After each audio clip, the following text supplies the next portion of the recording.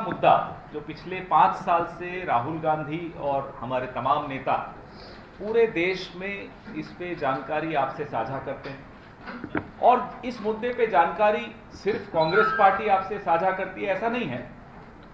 Local media और international media भी, अंतर्राष्ट्रीय मीडिया भी इसमें काफी जानकारियां निकाल कर लाता है। यह मुद्दा है राफेल का मुद्दा। इस देश के इतिहास का सबसे बड़ा रक्षा सौदा।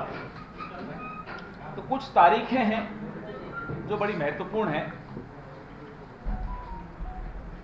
मनमोहन सिंह जी की सरकार में एक अंतर्राष्ट्रीय टेंडर निकला था 126 विमानों की खरीद। 2012 की जनवरी में यह टेंडर खुला और L1 दसॉल्ट नाम की कंपनी है फ्रांस की, उसके हित में, उसके पक्ष में यह टेंडर गया। उसके बाद नेगोशिएशंस हुई, जैसा कि होता है, इतना बड़ा सौदा होता है तो मोल भाव भी होता है।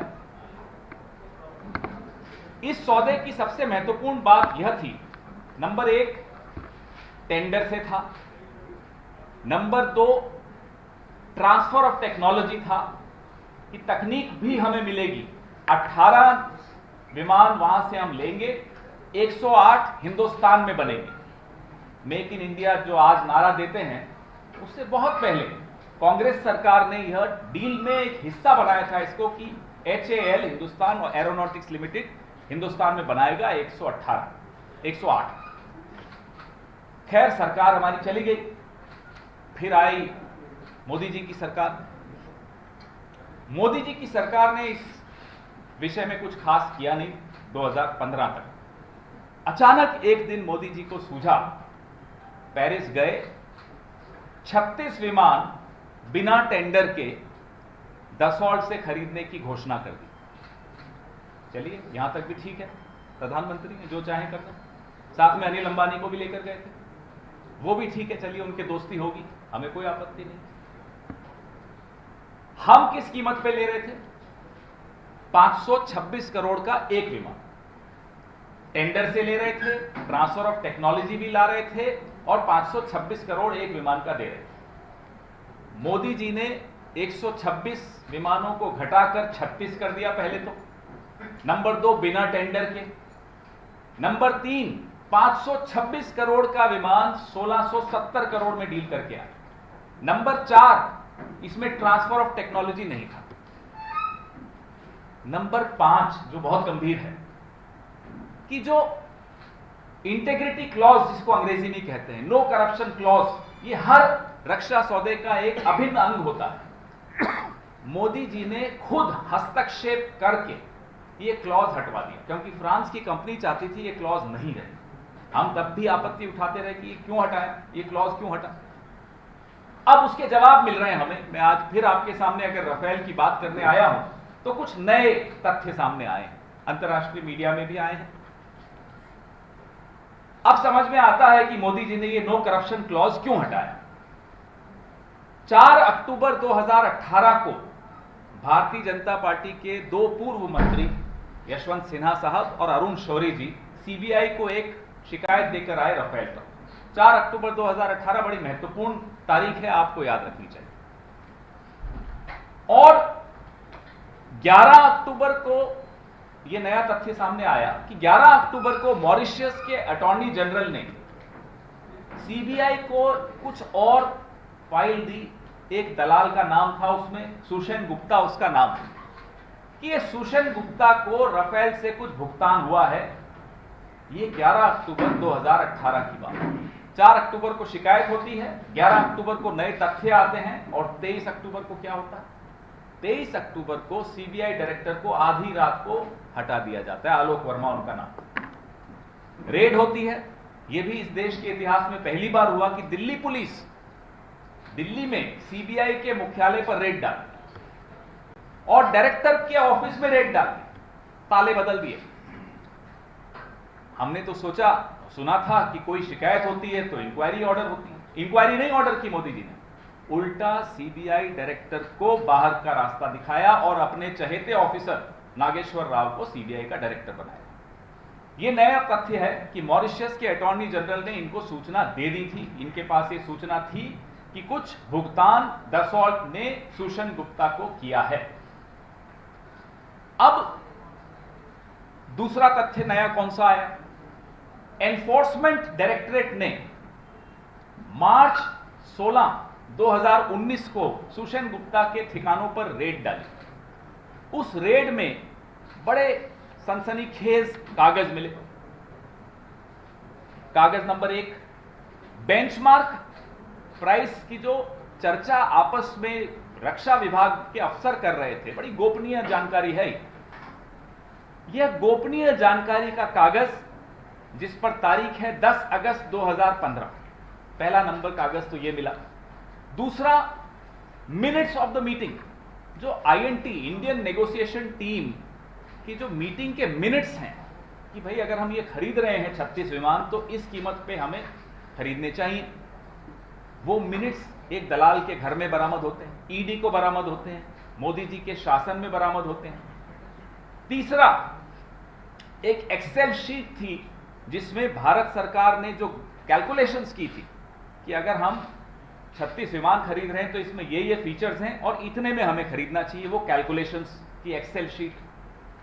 चौथा, उस वक्त के जो मंत्री थे अरुण जेटली साहब, उनको एक गोपनीय चिट्ठी राफेल के राइवल कंपनी यूरोफाइटर ने लिखी थी कि साहब हम 20% डिस्काउंट पर आपको यह दे सकते हैं।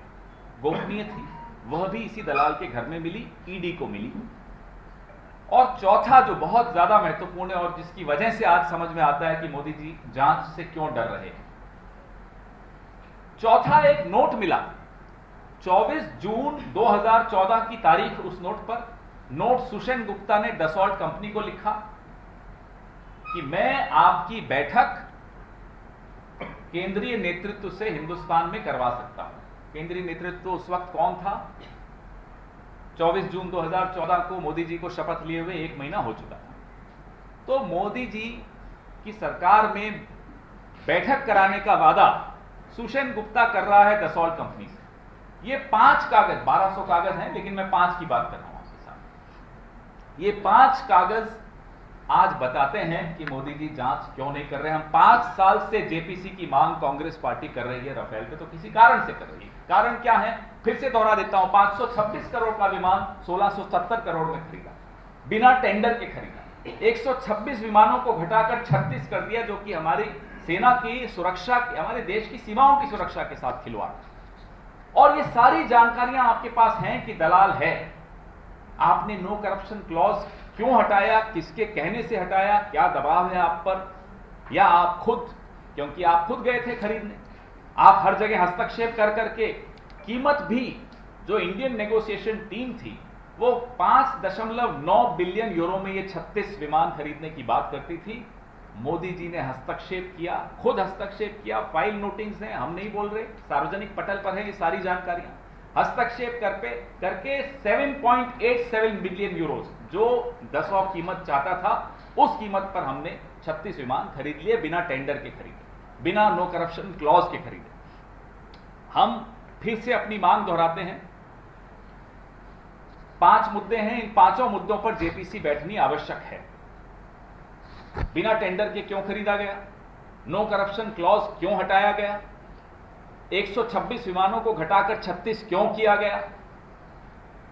और ये तमाम जानकारियां अगर आपके पास थी, ट्रांसफर ऑफ टेक्नोलॉजी आपने क्यों सरेंडर कर दी? हिंदुस्तान को फायदा होता, हमारे यहां के 40,000 युवाओं को रोजगार मिलता अगर एचएएल बनाता ये 5 तथ्य ऐसे हैं जिन पर हम बार बार यह आवाज उठाएंगे कि मोदी जी, आप एक दलाल सुषेण गुप्ता को बचाने के लिए इतनी मेहनत क्यों कर रहे हैं?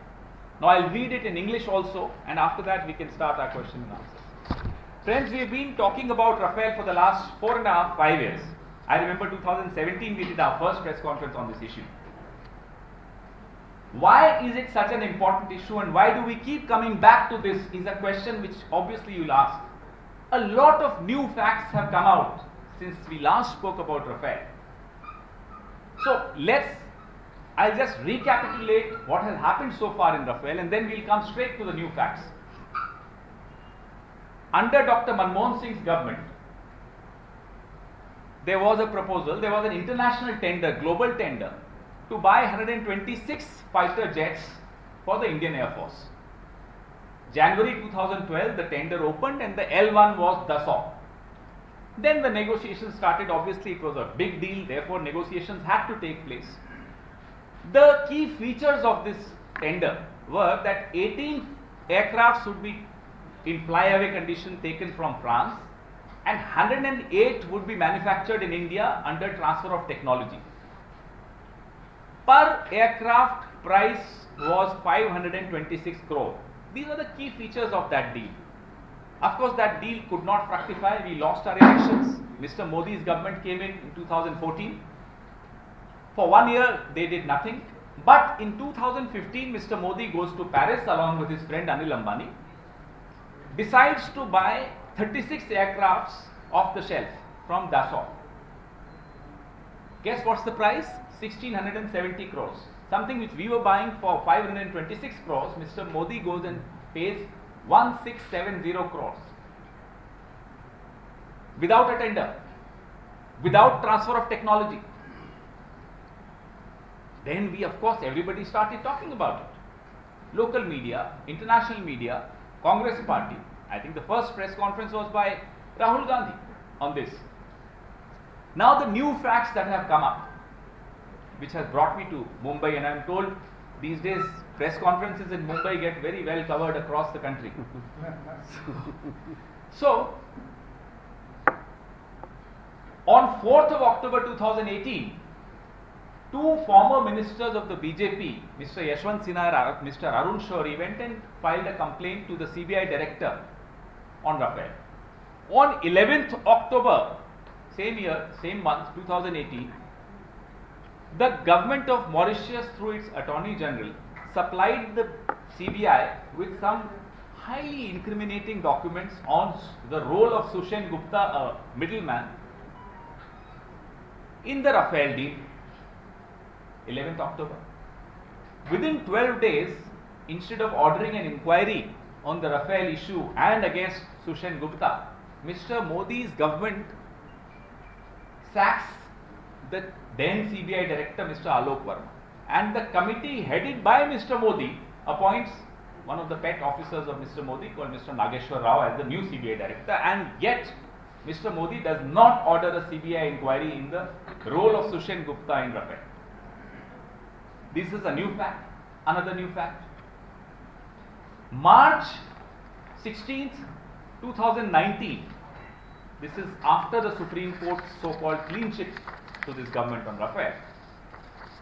26th March, 2019, the ED conducts raids at the premises of Mr. Sushen Gupta. Several premises. And they recover, I'll just enlist 5 major incriminating documents that were recovered there. The benchmark price document dated 10th August 2015. What is the benchmark price document? This is the internal document, highly confidential document of the Ministry of Defence, wherein they are trying to arrive at a benchmark figure, a benchmark price for the Rafale fighter jet. The record of discussions by the Indian negotiation team of Defence Ministry, minutes, everything, every single detail. The Excel sheet which was used by the Indian negotiation team to arrive at a figure, and the Eurofighter, which is a rival company to Dassault, the Eurofighter's counter offer of 20% discounted price on the same aircraft, fighter craft. And this is again letter written by Eurofighter to the then minister, Mr. Arun Jaitley, highly confidential in nature, but recovered from the premises of a middleman, of an arms dealer. Number 5, and this very critical document which I am about to mention. A note dated 24th June 2014, Mr. Modi had become the Prime Minister. He was a month old as Prime Minister. In this note, Sushen Gupta writes to his client Dassault that he can organize a meeting between Dassault and the political high command, quote unquote. We want to know from Mr. Modi, did a meeting of this nature take place? Who is the political high command in this government? Some say it's 2.5 people, some say it's just one person, some say it's 1.5 people, whoever. We want to know who that political high command is who met through Sushen Gupta, who met Dassault. Why did the Prime Minister intervene personally? And this is a matter of, it's in public domain, it's a matter of record. He intervened personally to remove the integrity clause, which is a mandatory provision under the defense procurement procedure. He got it removed because the French company wanted it removed. Today we have an answer to this question, that why did the Prime Minister personally intervene to get this anti-corruption clause removed from this. But Defense Ministry wanted this clause, the Law Ministry wanted this clause.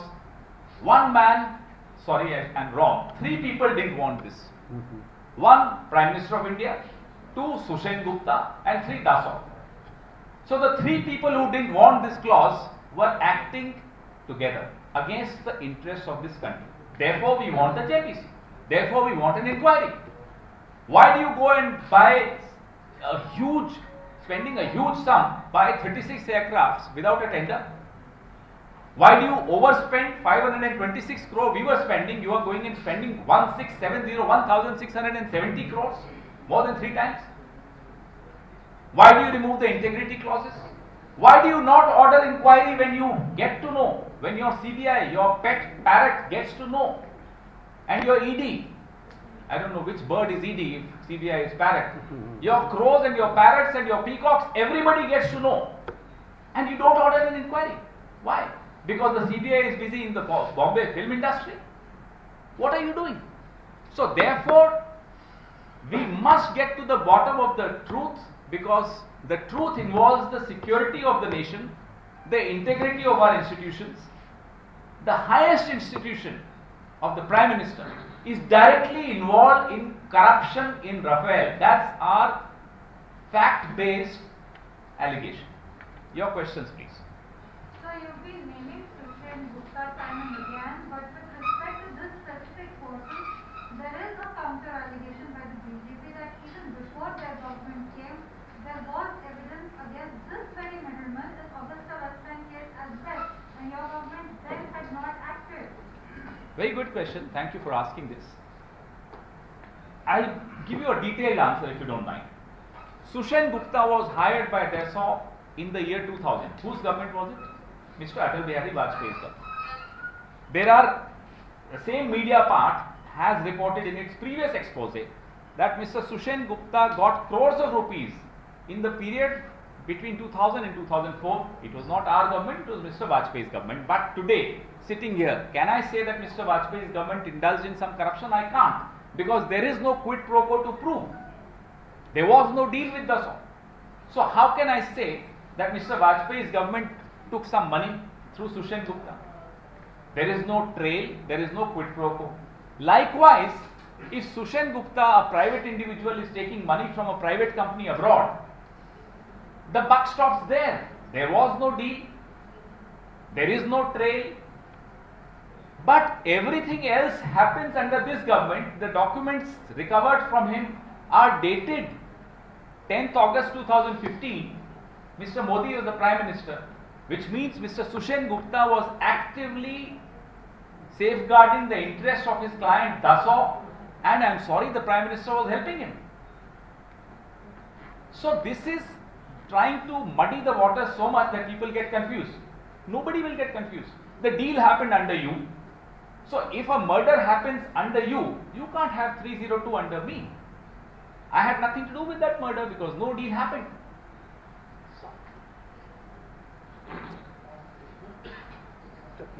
Sir, if I could ask some other question as well. Yeah, let's see if others have this, and then I'll come back to you.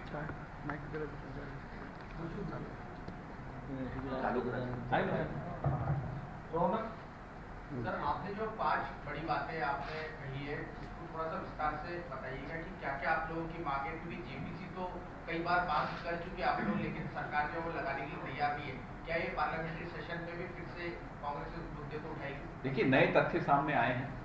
ये तथ्य माननीय सर्वोच्च न्यायालय के सामने भी नहीं थे, इसलिए हम जेपीसी की मांग दोहरा रहे हैं कि 526 करोड़ की चीज आपने 1670 करोड़ में खरीदी, बिना टेंडर के खरीदी, आपने नो करप्शन क्लॉज हटा के खरीदी, आपने सॉवरिन गारंटी क्लॉज हटा के खरीदी, आपने फ्रांस की कंपनी को पूरा लाभ पहुंचाया, आपने हिंदुस्तान एरोनॉटिक्स लिमिटेड को बाहर करके अनिल अंबानी को अंदर ले आए ऑफसेट एग्रीमेंट में।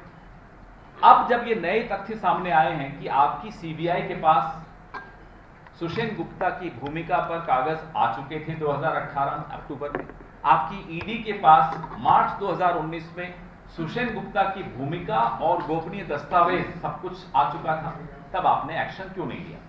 यह सवाल हम इसलिए उठा रहे हैं क्योंकि अब सबके सामने स्पष्ट हो गई है, पूरी सीन सबके सामने पिक्चर आ गई है। तो अब हम जेपीसी की मांग बुलंद आवाज में पार्लियामेंट में भी उठाएंगे और यहां बैठकर तो उठा ही रहे हैं, सड़क पर भी उठाएंगे। माधवकुमार जी,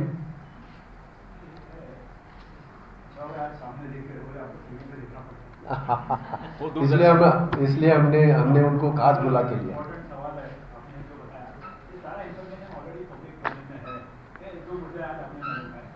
मोदी जी है, आपका कोई कॉन्फिडेंस नहीं ले रहे, who bothers for Khera and who bothers for Congress, इसके लिए आपके पास क्या जवाब?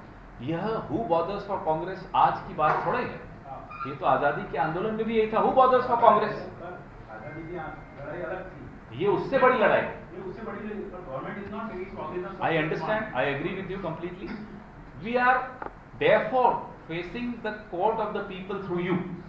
हम आपके माध्यम से जनता को मुखातिब इसलिए हो रहे हैं कि आप ध्यान दीजिए यहां क्या हो रहा है।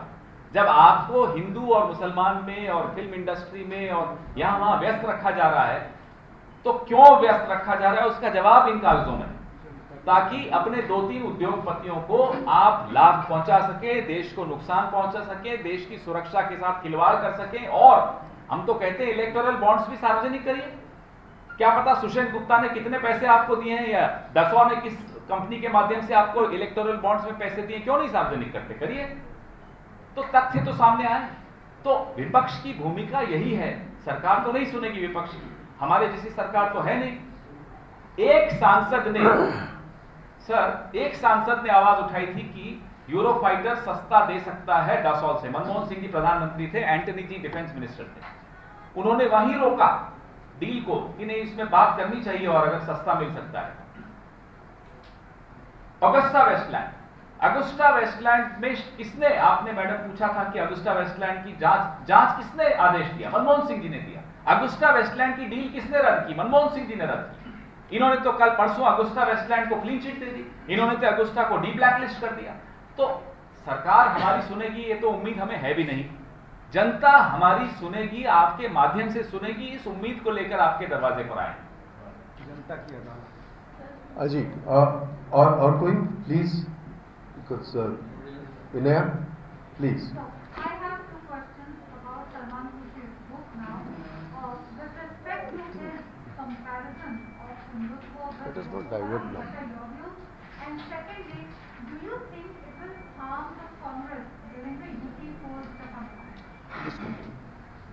There are different styles of different people to describe a particular situation.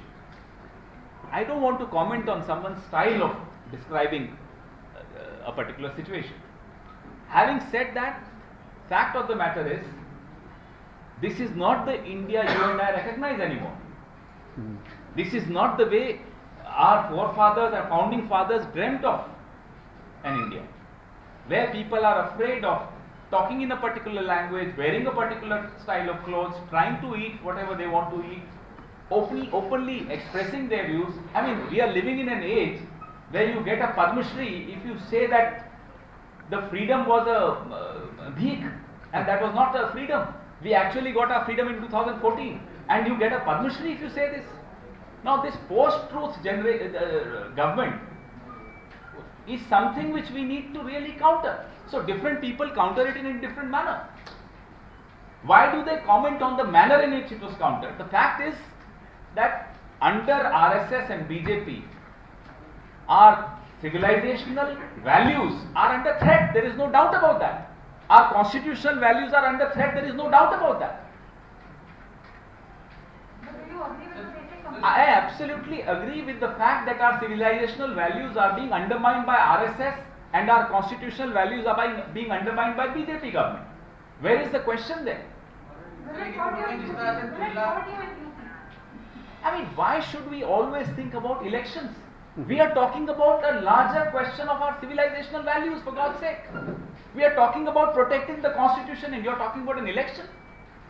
लेकिन उन्होंने जिस तरह से हिंदुत्व की तुलना आईएसआई से की अपनी किताब में सलमान रुश्दी और उसको लेकर उनकी काफी आरएसएस की तुलना किससे करें किससे नहीं करें वो लेखक का अपना सोच है। अब वो आरएसएस को आरएसएस का हिंदुत्व है, हमारा हिंदुत्व अलग है। इस मंच पे भी हिंदू लोग बैठे हैं। मेरा हिंदुत्व किसी में भेद नहीं करता, माफ कीजिएगा। मेरा हिंदुत्व पर मुझे गर्व है, पिछले 5000 साल से गर्व है, क्योंकि मेरा हिंदुत्व नफरत सिखा ही नहीं सकता। ये जो ला रहे हैं ये हिंदुत्व नहीं है, ये हिंदूवाद है ही नहीं है हिंदू। ये कौन होते हैं ठेकेदार बनने वाले हिंदू धर्म के? हमारी लड़ाई इन्हीं लोगों से है। इनकी वजह से आज हिंदू धर्म खतरे में आ सकता है। हिंदू धर्म को और कभी खतरा हो ही नहीं सकता, क्योंकि वो एक हजारों साल पुरानी संस्कृति है।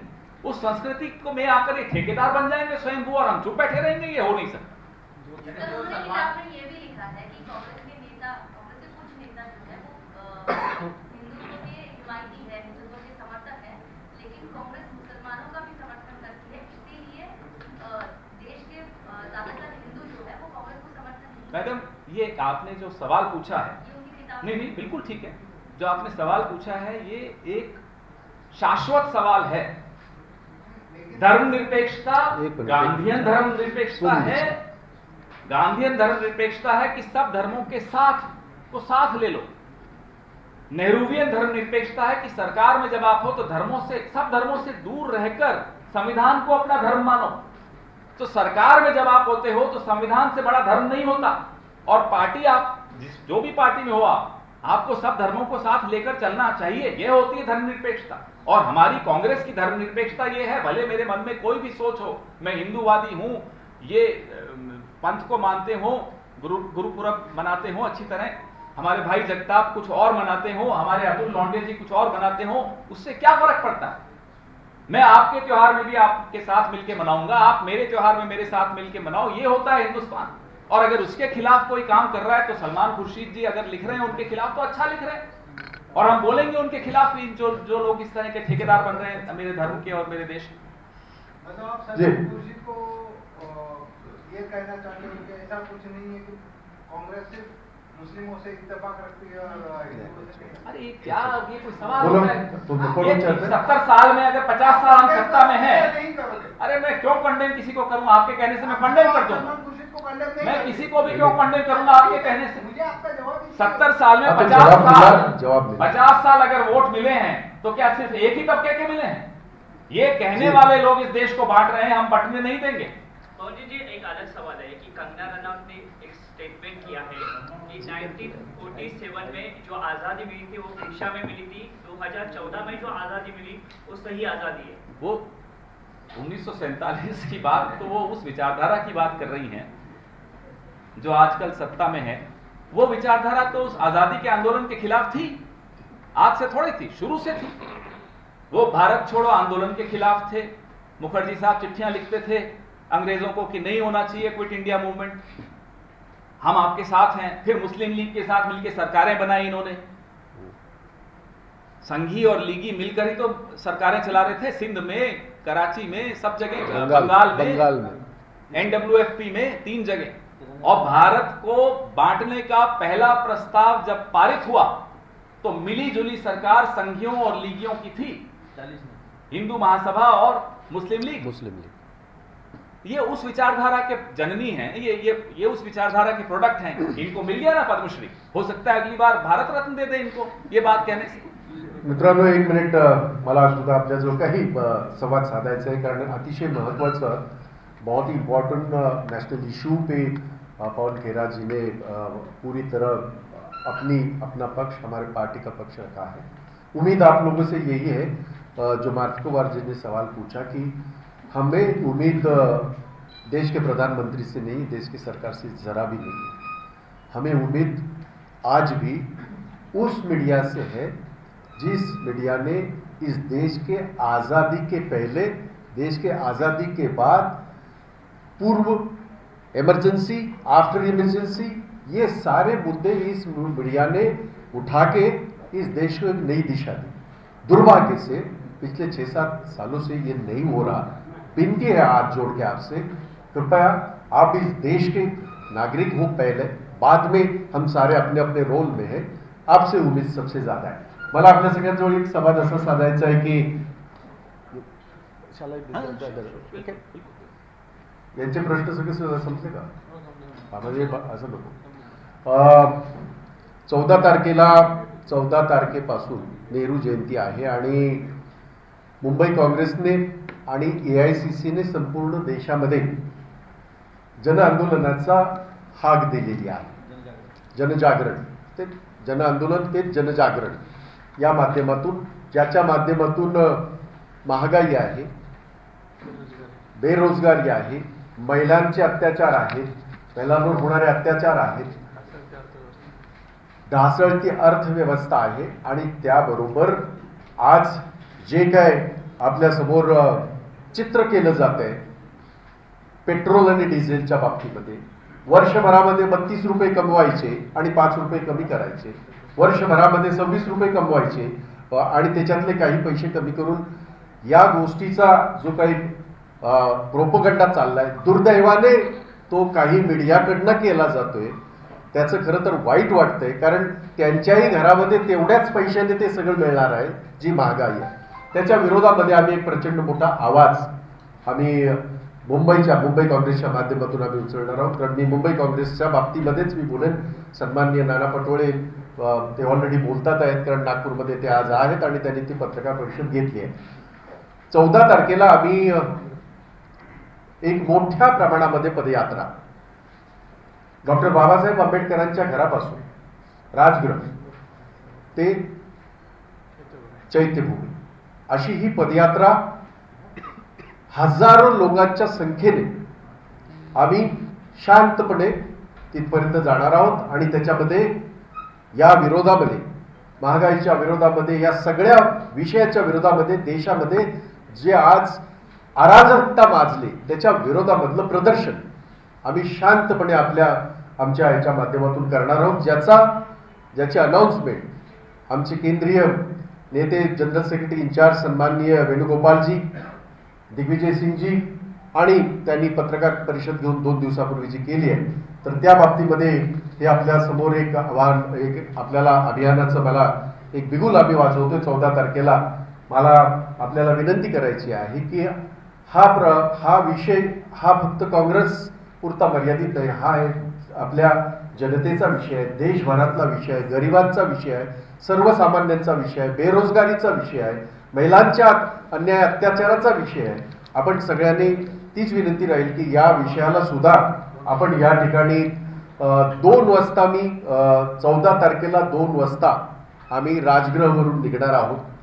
काही केंद्रीय आमचे नेते याच्यामध्ये भाग घेणार आहेत, ते आमच्याबरोबर सामील होणार आहेत. परंतु 14ला मुंबईमधून सुरुवात होणार आहे. 15 ते 29 या कालावधीमध्ये मुंबईच्या 227 अस्तित्वात असलेल्या आणि होणाऱ्या 236 वॉर्डमध्ये, प्रत्येक वॉर्डमध्ये दररोज 18 वॉर्डमध्ये आमचं हे आंदोलन हे चालू राहील आणि लोकजागृती पॅम्फलेटच्या माध्यमातून वस्तुस्थिती जी काय आहे ती घेऊन आम्ही लोकांपर्यंत जाणार आहे. एक गोष्ट इथे मला शेवटी जाताना मुद्दाम सांगायचं, ज्याचा प्रश्न आपण उच्चारला, ज्याचा उल्लेख पवनजीने केला या ठिकाणी, ह्या देशाच्या स्वातंत्र्यामध्ये लाखो लोकांनी प्राणाची आहुती दिलेली आहे. लाखो लोकांच्या प्राणाच्या आहुतीची ज्योत 75 वर्ष सातत्याने स्वातंत्र्याच्या माध्यमातून ह्या देशामध्ये जळते आहे.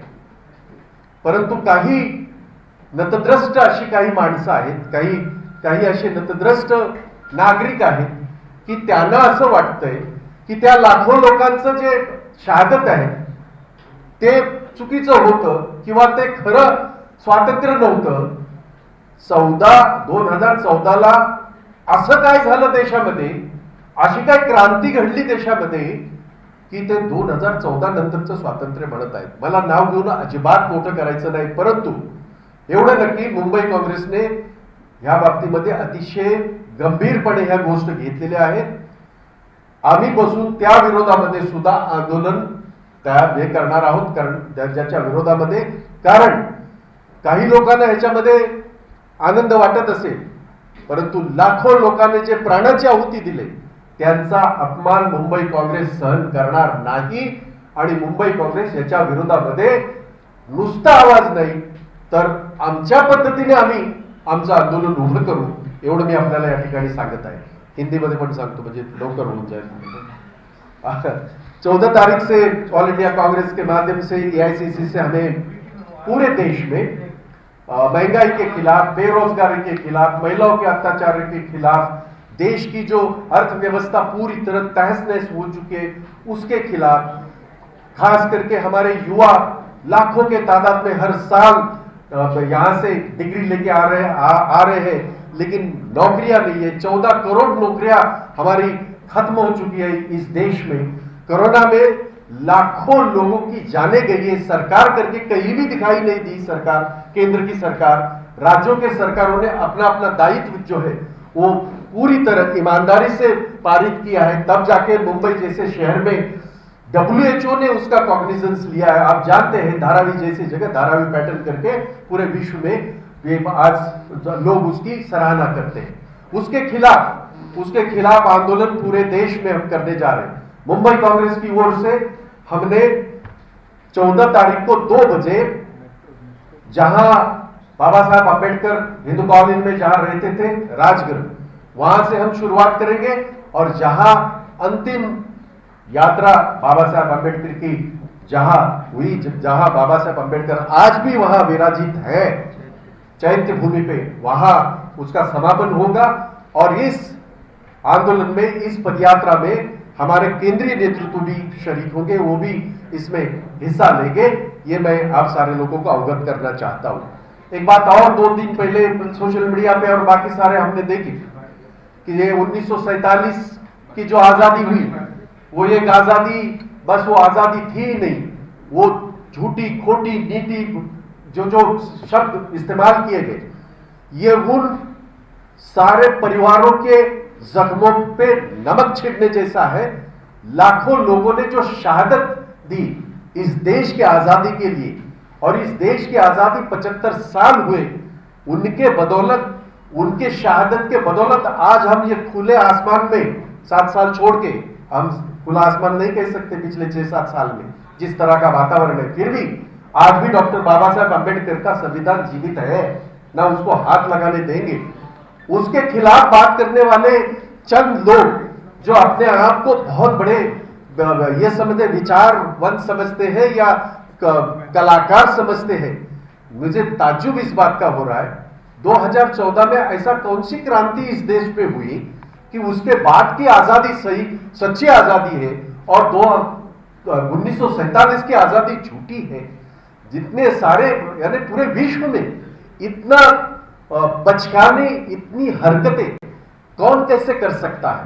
तो उसमें जोड़ना चाहता हूं जो पवन खेरा जी ने कही, राफेल की ये जो उड़ान है नहीं सही तरीके से होगी. आप देखिए, आपसे तो विनती की है हमने, आप भी उसे उठाइए, क्योंकि ये मसला सिर्फ कांग्रेस का नहीं है, इस देश के रक्षा से जुड़ा हुआ मसला है.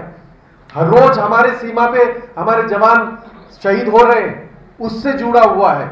आपको सबको मेरी विनती है, इससे जोड़ लीजिएगा. ये मसला अभी जब आया है, नए ये जो है इश्यूज सामने आए हैं, उसको नजरअंदाज करने के लिए, उसको कहीं ना कहीं डाइवर्ट करने के लिए इस तरह की ये जो पहले 6-7 सालों से चल रहा है, उसकी तीव्र शब्दों में मैं निंदा करता हूं. और उसके खिलाफ मुंबई कांग्रेस आंदोलन छेड़ेगी और मुंबई कांग्रेस के तरीके से छेड़ेगी.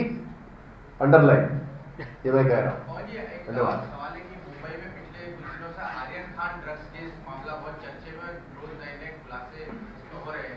कांग्रेस पार्टी इसको कैसे देखती है? क्या आपको लगता है कि शाहरुख खान के बेटे आर्यन खान को इस पूरे मामले में फंसाया गया है एनसीबी सवालों के घेरे में? ये शुरू कब हुआ?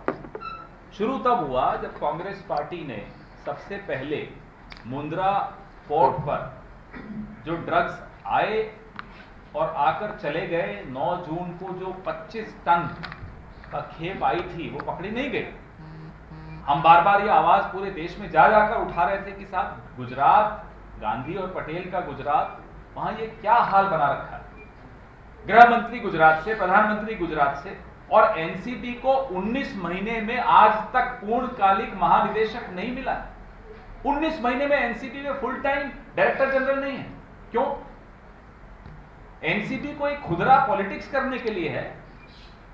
अब इसको, जैसा कि अभी भाई जगताप बोल रहे थे कि डाइवर्ट कैसे करते हैं मुद्दे को, तो मुंद्रा पोर्ट गुजरात में बार बार ड्रग्स आ रहे हैं, कल भी आए द्वारका में, बार बार ड्रग्स आ रहे हैं। ये मुद्दे पे जब सरकार को हमने घेरा तो उन्होंने फिर से एक नया तरीका निकाला, कैसे ध्यान बांटाए लोगों का। और फिल्म इंडस्ट्री में कोई के बारे में कोई खबर आती है तो पूरा देश का ध्यान जाता ही है, जाहिर सी बात है, हम सबका ध्यान जाता है। बंबई हमें पसंद भी इसीलिए कि फिल्म इंडस्ट्री है यहाँ। लेकिन ये जो ध्यान बांटने की राजनीति है, अब ये चलने वाली नहीं है। एनसीबी के ऊपर बहुत बड़े सवाल हैं, आज से नहीं है, पिछले 2 साल से चल रहे हैं वो सवाल, और अब उन सवालों का जवाब मिले वो समय आ गया है। जी, आपल्या सगळ्यांचा आभार। आता मला काय प्रश्न राहिले, मी माझा कार्यक्रम सांगितला, त्याच्यात काय प्रश्न आहे का? सांगा ना प्लीज।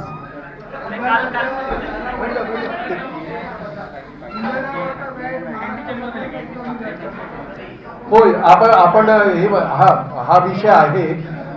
मी स्वतः पहिल्या त्या दिवशी पत्र लिहिलं। नाही, मी काय केलं ते सांगतोय। आता तुम्ही ते म्हणताय ते खरं जरी असलं, जसं केंद्राने 5 रुपयांनी 10 रुपये कमी केले, तसं काही राज्याने त्यांचा असलेला व्हॅट त्याच्यावर काहीतरी राहत दिलेली आहे। मुंबई काँग्रेसच्या वतीने मी स्वतः मुख्यमंत्र्यांना पत्र लिहिलेलं आहे की ज्या पद्धतीने इतर राज्यांनी केले तसं आपण करावं, असं मी पत्र लिहिलेलं आहे। माझं काम मी केलं। बोला इकडे झालं। Thank you so much. आपल्या सगळ्यांचे आभार, धन्यवाद, थँक्यू।